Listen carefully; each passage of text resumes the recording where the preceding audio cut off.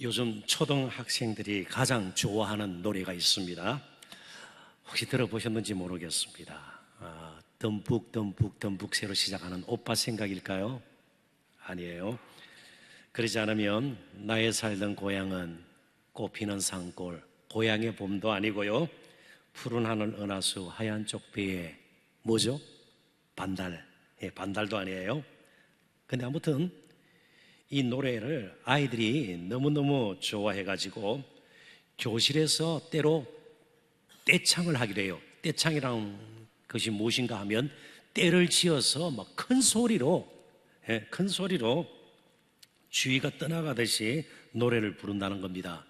그래서 특정한 초등학교에서는 이 노래를 아이들이 교실에서는 부르지 못하도록 금지시켰습니다. 군사 정권도 아닌데 금지곡이 된 거예요. 교실에서는 못 부르게 되어 있습니다. 혹시 무슨 노래인지 아십니까?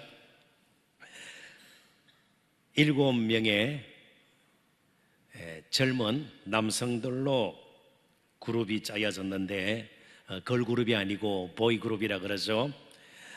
아이콘이라는 그런 7명으로 구성된 그룹이 있는데 그들이 불른 사랑을 했다예요. 제목이 사랑을 했다. 무슨 노래인지 궁금하시면 여러분 가지고 계신 스마트폰 구글이나 네이버에 들어가서 사랑을 했다 아이콘 치면 동영상이 엄청 떠오릅니다. 그리고 대부분 굉장히 실망하실 것입니다. 근데 아이들이 이 노래를 좋아해요. 사랑을 했다. 심지어 유치원들생 가운데도 이 노래를 따라 부르는 아이들이 있을 정도라고 그럽니다. 역시 궁금하시면 손주들에게 한번 물어보십시오. 사랑을 했다 그 노래 아니? 그렇게 한번 물어보십시오. 그런데 궁금한 것은 아이들이 과연 사랑의 진정한 의미를 알고 떼창을 할까? 그리고 무슨 사랑이길래 아이들의 마음을 이렇게 붙들었는가? 한번 살펴보시는 것도 재미있을 것 같습니다.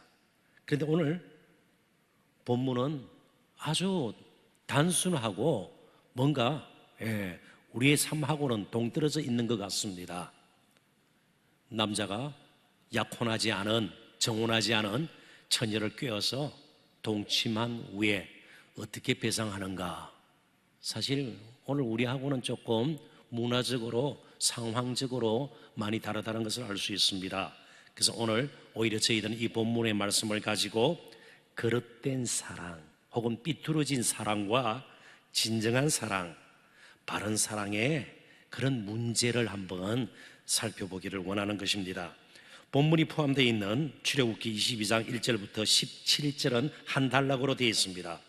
다른 사람의 재산과 소유, 그리고 오늘 본문 사람에게 끼친 그러한 해에 대해서 어떻게 보상할 것인가, 보상의 문제를 다루고 있습니다. 물품이라든지 다른 사람의 가축, 곡식 등의 해를 입혔을 때 배상하는 문제죠. 그런데 오늘 본문은 약혼하지 않은 처녀에게 끼친 해를 어떻게 보상할 것인가, 그 문제를 다루고 있습니다. 본문을 제가 다시 한번 읽어보도록 하겠습니다. 사람이 약혼하지 아니한 처녀를 꿰어 동침하였으면 납폐금을 주고, 납폐금이라는 말 잘 쓰지 않는데 왜 이렇게 번역을 했는지 모르겠습니다. 그냥 간단하게 모하라라는 이 단어는 히브리 단어죠. 신부 몸값, 그렇게 하면 조금 더 이해가 쉬울 것 같아요. 신부 몸값을 주고 아내로 삼을 것이요, 만일 처녀의 아버지가 딸을 그에게 주기를 거절하면 이놈 대먹지 못한 놈이다, 싹시 놀았다, 그러면 동침을 한 후에라도 돈만 받고 딸을 그에게 주지 않을 수가 있는 겁니다. 그럴 경우 그는 처녀에게 납폐금으로 신부 몸값으로 돈을 낼지니라. 문제를 처리하는 방식이 분명히 오늘날과는 다릅니다. 그럼에도 불구하고 우리는 여기서 한 가지 면을 분명히 찾아낼 수가 있습니다. 당시 여성의 지위라는 것은 우리가 상상할 수 없을 정도로 낮았다는 것을 우리가 기억해야 합니다. 이미 제가 말씀을 드린 출애굽기 22장 1절부터 17절이 한 단락이라고 그랬습니다. 그런데 재산과 소유, 그러니까 물품, 각축, 곡식과 더불어서 정혼하지 아니한, 약혼하지 아니한 처녀도 아버지의 소유처럼 여기는 그런 시대였다는 것을 우리가 먼저 살펴볼 필요가 있어요. 그렇죠? 그러니까 아버지의 소유처럼 딸에게 무슨 문제가 생기면 금전적인 보상을 아버지에게 하는 거예요. 그러니까 아버지의 소유물처럼 그렇게 처녀도 딸도 취급을 받는, 참 오늘 시대하고는 거리가 먼 그런 시대에 오늘 본문의 말씀은 사회적인 약자요, 피해를 입은 이 처녀의 편에서 문제를 해결할 것을 강조하고 있습니다. 좀 달리 표현하면 그 당시는 굉장히 남성 위주의 사회였습니다. 그렇다고 남자가 하는 일은 무조건 정당하다, 그럴 수가 없다는 것입니다. 남자가 잘못했을 때는 책임을 져야 하고요, 비록 연약하게 보이는 처녀라도 그 처녀에게 피해를 입었을 때는 분명히 보상이 되어져야 한다는 것입니다. 여성의 인권이 보장되어야 하고 여성을 남자의 성적 놀이개 정도로 여겨서는 안 된다는 겁니다. 여성도 한 인격체요, 하나님의 형상대로 지원받은 소중한 귀한 존재라는 것입니다. 함부로 대해서는 안 된다는 것입니다. 그래서 저는 오늘 본문의 말씀을 제 나름대로 이렇게 한번 줄여봤습니다. 설교의 제목이기도 합니다. 자, 설교의 제목이 뭔지 기억이 나시나요? 남자면 다냐. 남자면 다냐. 그 당시 남자가 하는 것은 다 합리적이고 합법적이고 정당하다, 그럴 수 없다는 것입니다. 더 나아가서 우리들은 이런 측면에서 말씀을 더 깊이 좀 살펴볼 필요가 있습니다. 하나님 보실 때 그렇다면 남성의 편에서는, 남자의 편에서는 내가 진정한 남자다움을 가지고 있는가? 진정한 남자다움, 여성에 비해서 육체적으로 힘이 더 있죠. 특히 그 당시 사회에서 볼 때는요, 더 많은 것을 가지고 있고 더 많은 것을 누렸고 더 많은 그런 혜택들을 누리고요, 더 높은 자리에 있었습니다. 확실히 강해요. 그렇다면 정말 약하고 힘없고 가난하고 더 낮은 자리에 있는 사람들을 돌보는, 보살피는, 오히려 그들을 끌어주는 남자다움이, 진정한 남자다움이 있는가 말이죠. 이런 질문을 우리는 던져보아야 할 것입니다. 그래서 그런 질문들을 좀 마음에 염두에 두고 이제 지금까지 우리가 말씀을 살펴보았듯이 십계명의 정신을 가지고 말씀을 살펴보았으면 좋겠습니다. 항상 십계명의 정신이라는 것은 하나님 사랑과 이웃 사랑, 이러한 측면에서 말씀을 한번 다뤄보자는 것입니다. 남자면 다냐? 여러분들의 대답이 무엇입니까? 다 아니다. 남자로 태어난 것, 남자가 하는 일이 다 옳고 그러지 않다. 그래서 오늘 좀 그런 주제를 가지고 좀 더 작은 주제로 이제 본문의 말씀을 다뤄보았으면 좋겠습니다. 첫 번째는 정욕의 제어예요. 16절에 꾀으라는 말이 있죠. 말이나 행동으로 유혹하는 겁니다. 정말 슬그머니 처녀의 마음을 이제 돌려놓아 가지고, 그래서 결국은 동침을 하는 겁니다. 동기가 무엇입니까? 남자의 정욕입니다. 여자가 그 일로 인해서 어떤 피해를 입고 그 여자의 일생이 어떻게 될까 관심이 없는 거예요. 일시적인 그런 정욕을 채우기 위해서 육체적인 만족과 그리고 쾌락을 위해서 약혼하지 않은 처녀를 꿰는 것이죠. 마치 유괴범이 아이들을 유괴할 때처럼 처녀를 꿰는 것입니다. 유괴범이 아이의 그런 장래 문제에 대해서 심각한 고민을 하고 아이를 유괴할까요? 그러지 않습니다. 그러지 않습니다. 금전적인 돈을 벌기 위해서, 자신의 유익을 위해서 아이를 사용하는 것이죠. 요즘도 전문직 종사자라든지 사업가 혹은 고위공직자로 자신을 속여서 여성을 유혹하는 사기꾼들이 있습니다.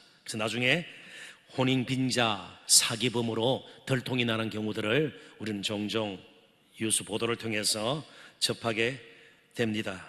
남자는 그의 신분이 무엇이든 자신의 정욕을 만족시키기 위해서 자신보다 연약한 여성을 희생시켜서는 안 되는 것입니다. 물론 우리는 이런 상황에 늘 빠져 있는 것은 아닙니다.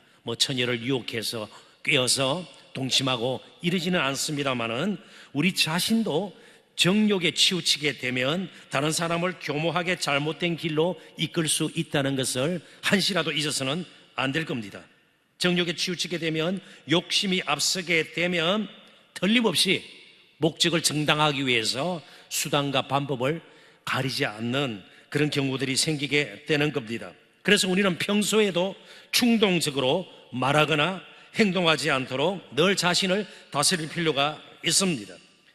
그래서 아이들을 키울 때도 아이들이 원하는 대로 다 해주는 것이 진정한 사랑이 아니에요. 자신이 원하는 대로 다 해주는데 길들여져 있으면 장성했어도 성장했어도 소유욕에 사로잡히든지 모든 것이 내 중심으로 움직여줘야 제대로 사는 것처럼 느끼게 된다는 겁니다. 그러면 그 아이가 장성한 후에 주위에 틀림없이 상처를 입거나 피해를 입는 그런 사람들이 생길 수밖에 없는 겁니다. 소유욕을 한번 우리가 생각해 보십시다. 소유욕을 다스리지 아니하면요, 모든 것을 다 내 손에 넣으려고 하는 유혹을 물리치기가 힘듭니다.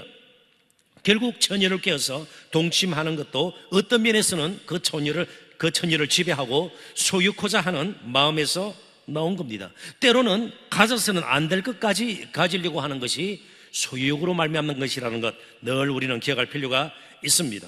사실 처녀를 진정 사랑한다면 필요하고 정당한 절차를 제대로 밟은 다음에 약혼을 하면 되지 않습니까? 사랑은 순수하고 고귀한 것이기 때문에 함부로 사랑의 이름으로 우리의 정욕을 거기서 빗대어서 만족시키려고 해서는 안 됩니다.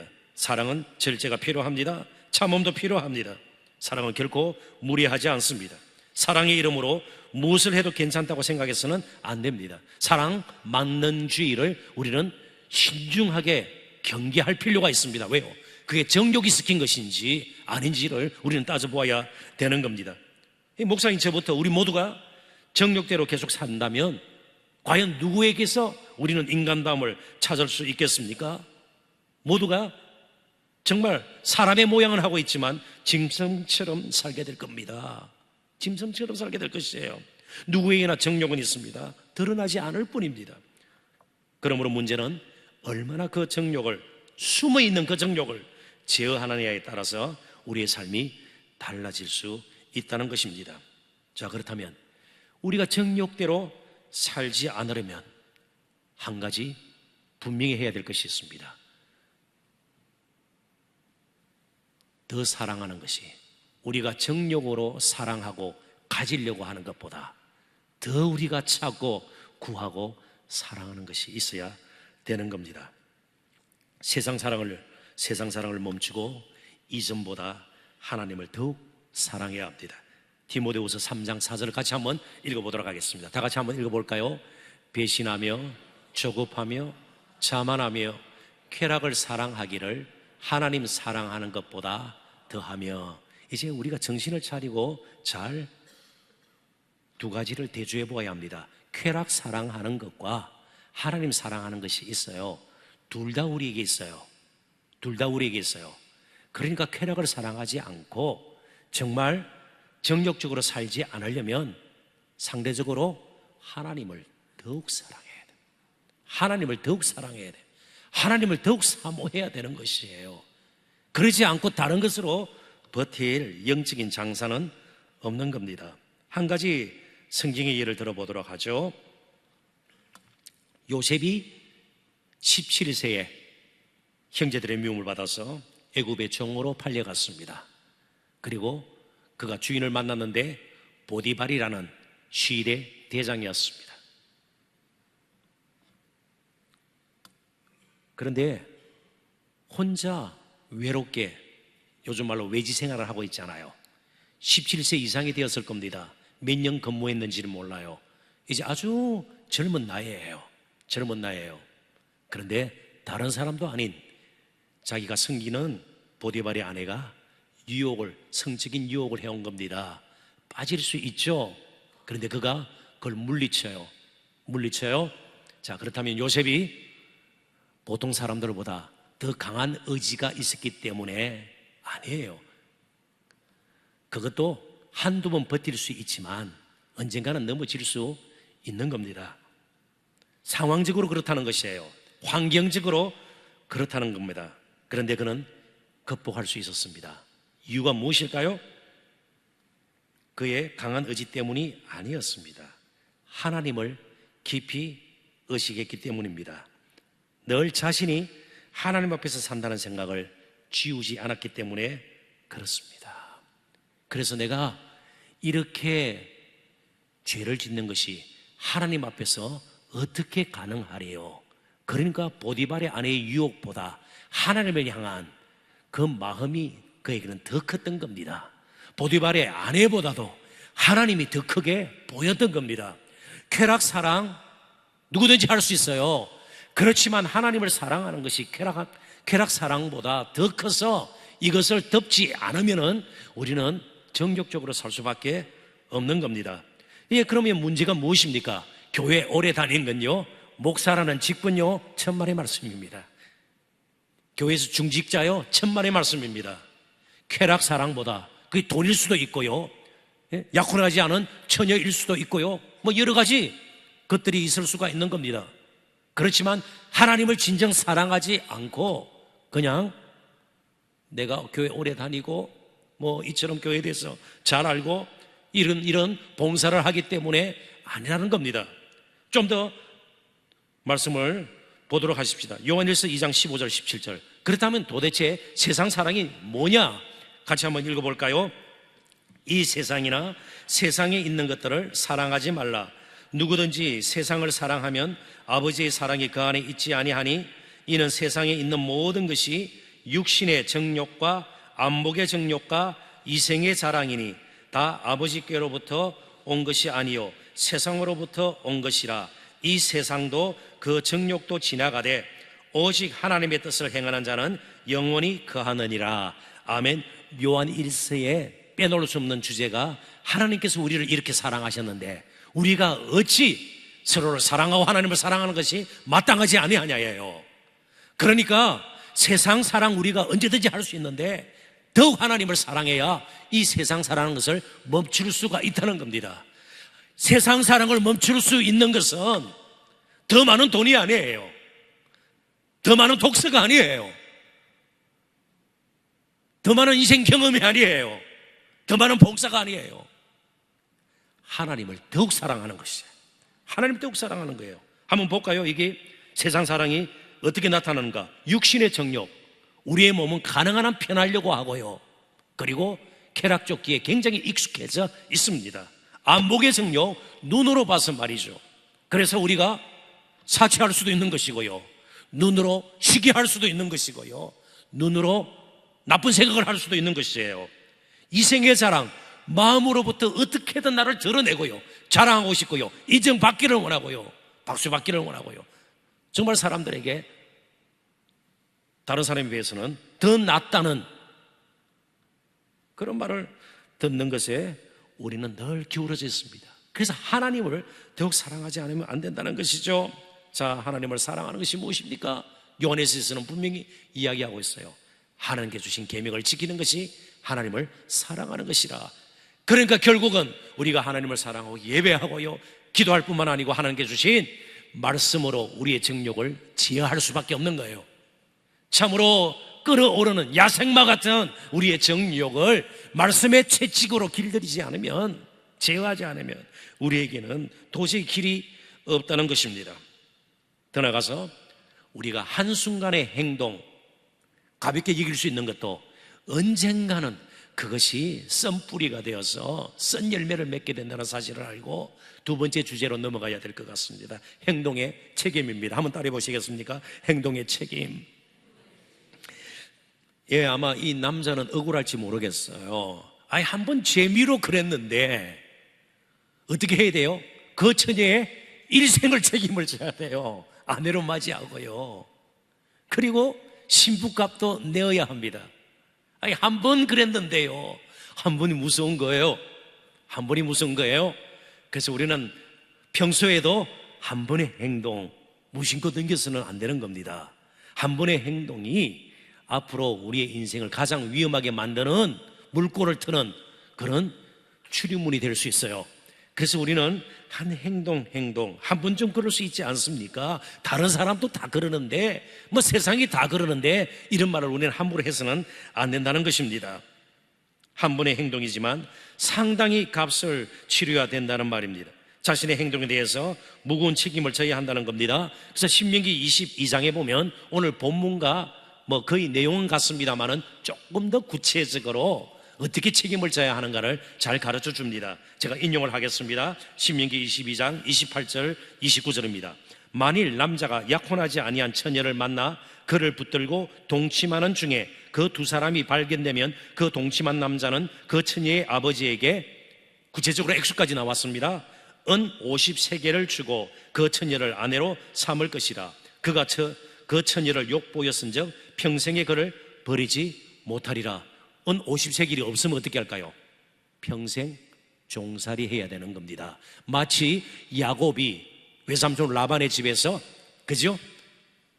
라헬과 결혼하기 위해서 몸으로 섬겼잖아요. 그가 뭐 가지고 있는 신부값이 없으니까 몸으로 7년 동안 봉사하지 않았어요.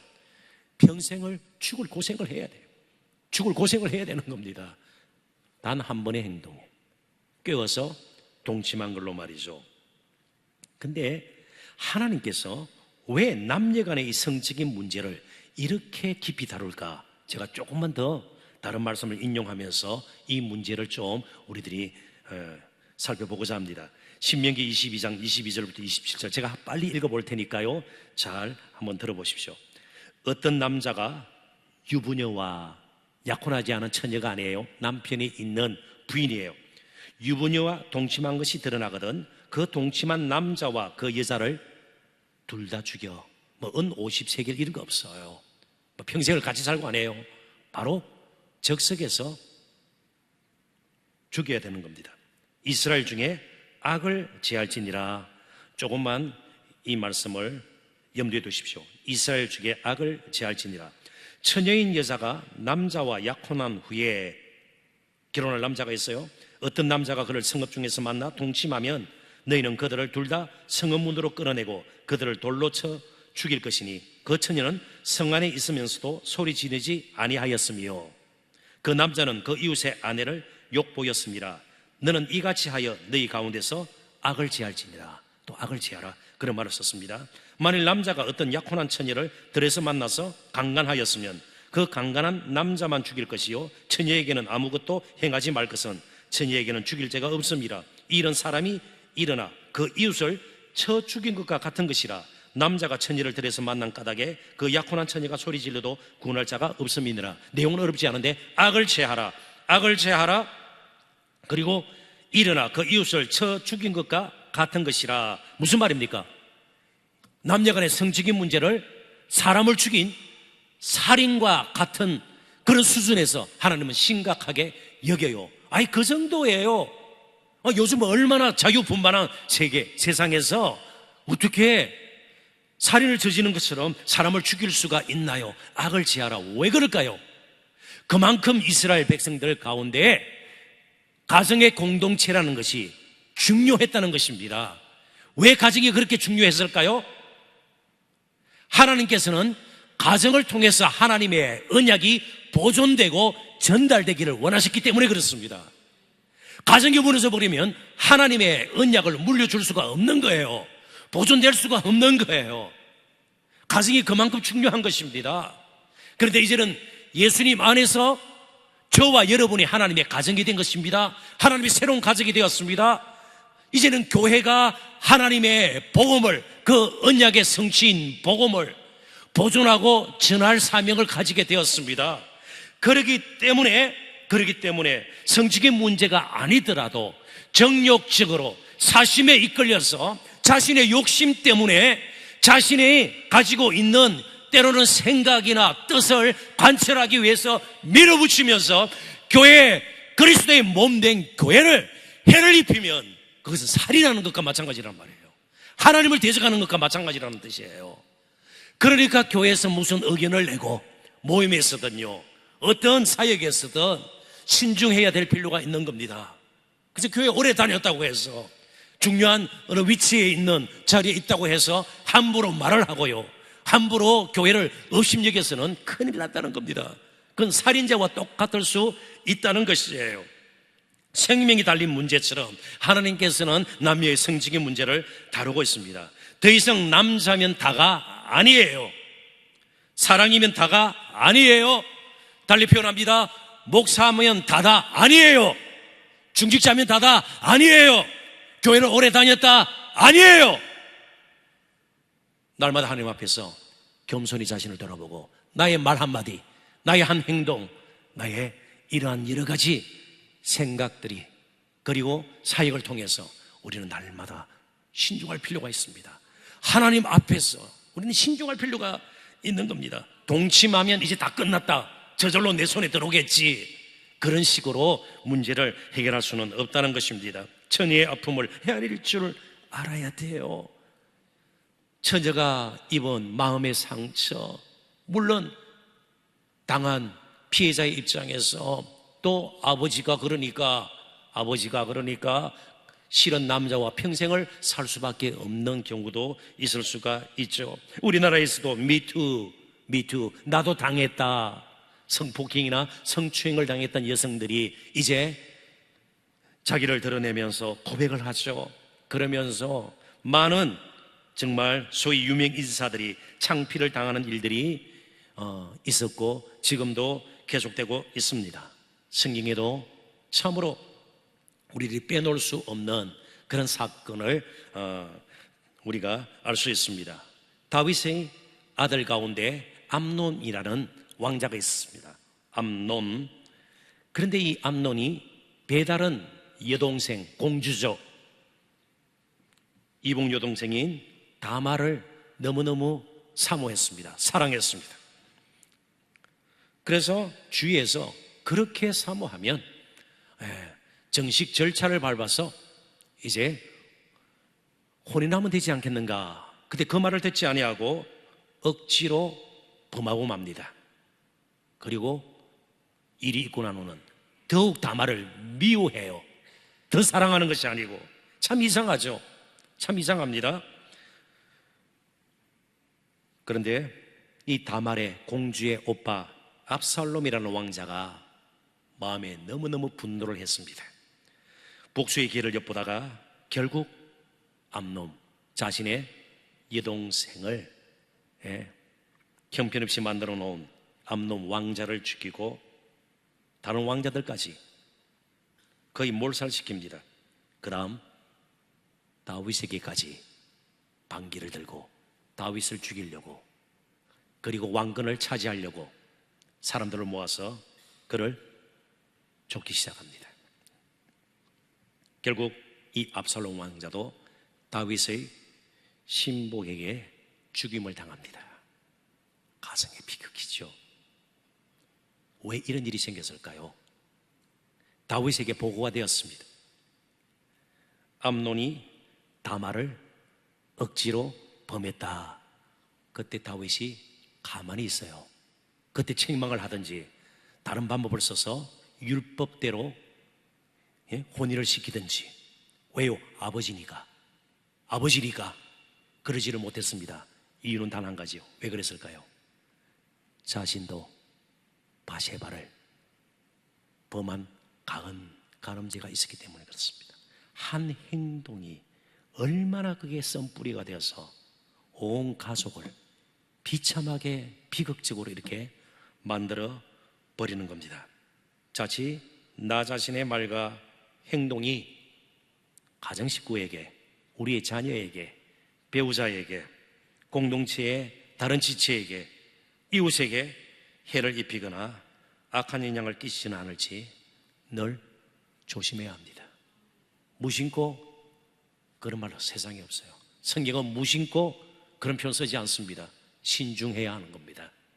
늘 행동의 책임을 질 줄 알아야 된다는 것입니다.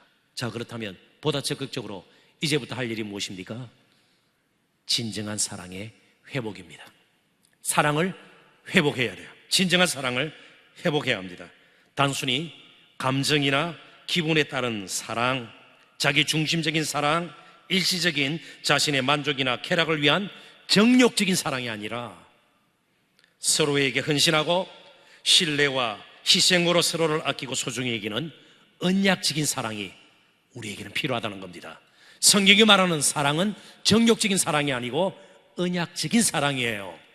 하나님과 그의 백성이 맺은 사랑의 관계예요.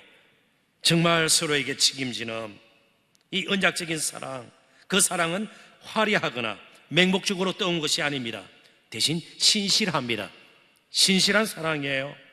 다른 사람의 약한 부분을 건드리거나 약점을 이용해서 사욕을 채우는, 자신의 만족을 위한 그런 사랑이 아니에요.